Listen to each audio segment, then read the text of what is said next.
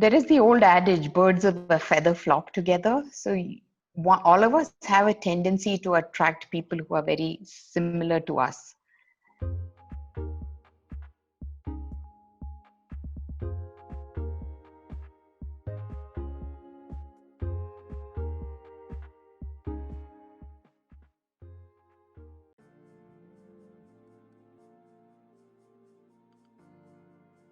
There is the old adage, birds of a feather flock together. So all of us have a tendency to attract people who are very similar to us. Now, this is the strange thing about networking. And when I take my sessions on networking, I say that you really don't know when you meet someone where and how that will all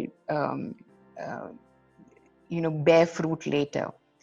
I have an example of 3 women who came from 3 different companies, met at a conference. They started talking to each other.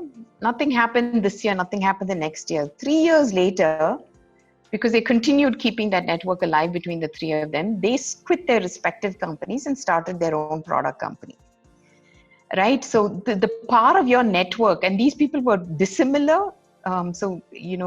Who are the right set of people that you should have with you is never known, because creating that network is not, you're not creating it with the eye on a ball saying that, when I'm smiling at X or I'm shaking hands with Y, or saying nowadays because of the pandemic, I'd say saying namaste with them. It's not because I see in my inner eye vision that I have this intuition I'm going to ask them, say, for another job, or I'm going to ask them for admission to school, or you're not with.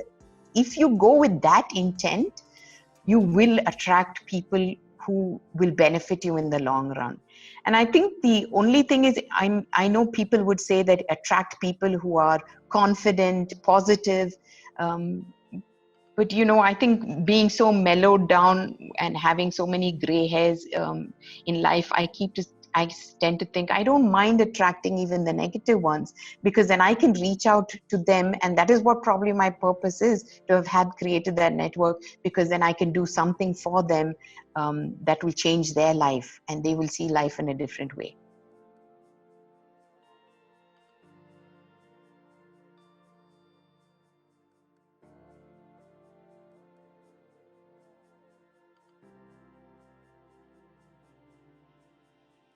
Yeah, so I think LinkedIn is a really powerful tool. It's by no means the only tool, but I think what it does do is help you find professionals and search for people by their industry.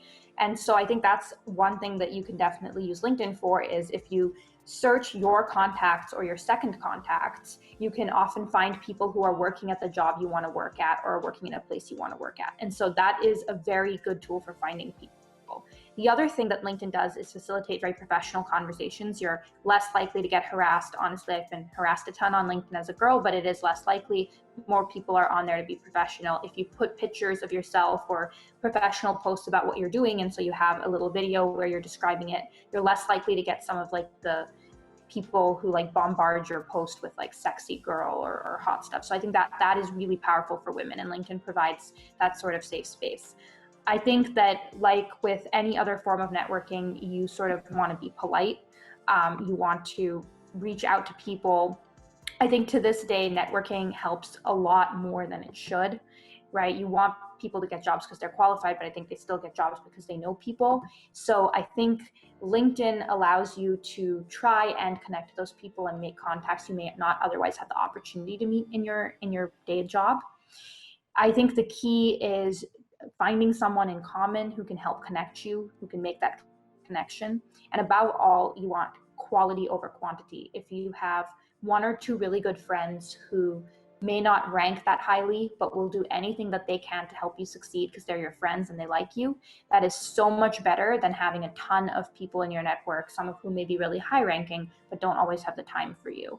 And I found that has really worked for me. I don't make most of my friends on LinkedIn. I work and I know people at work, or I knew people at school, or I even meet people in a class I'm taking, or just around. I think that's a lot harder now because of COVID. So LinkedIn is a great place to reach out and meet people, and I have made friends on LinkedIn. And so I go in to make friendship. And I think that is the key. And if there's one thing I can get across from all of this, it's that make friends, don't make a network. If you reach out to people, you care about their lives, their family, you share your life, your family, you're building a friendship, it's so much more solid. And they will also help you with your job, and they'll also have a cool life, and you can be included in that, and you can make some pretty awesome connections. But the goal is to have a good relationship. So if you don't like someone and if you're not hitting it off, it doesn't matter if they're rich or famous or powerful, don't push it. Just go find someone else to be friends with, someone you like. It's a lot more organic. It won't tire you out. It will leave you with more bandwidth to meet and talk to more people, and it will form a much stronger relationship, and they'll just be able to help you a lot more because you like each other.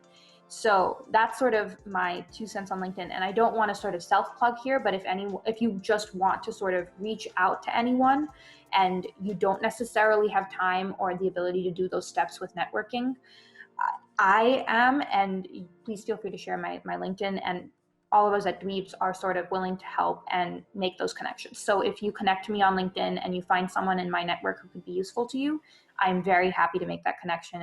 I get a lot of requests, but I try to respond to them all. So I'm very happy to do that. And there are a lot of people like me. The goal was try to list them in one place, but if you find people who say that, they usually are being honest. So take them up on it. Look through their network. You can do that by searching like their connections in particular on LinkedIn, and then you can search fields again, and then you find someone you might want to connect to, and then reach back out and be like, hey, I saw you're connected to these 2 people. Can you connect me to them? And then usually what I will do, or what someone like me will do, is we'll message them and say, hey, this person wants to get in contact with you. Can I connect? And usually they'll say yes. And so that's much less likely to get a response than cold emailing.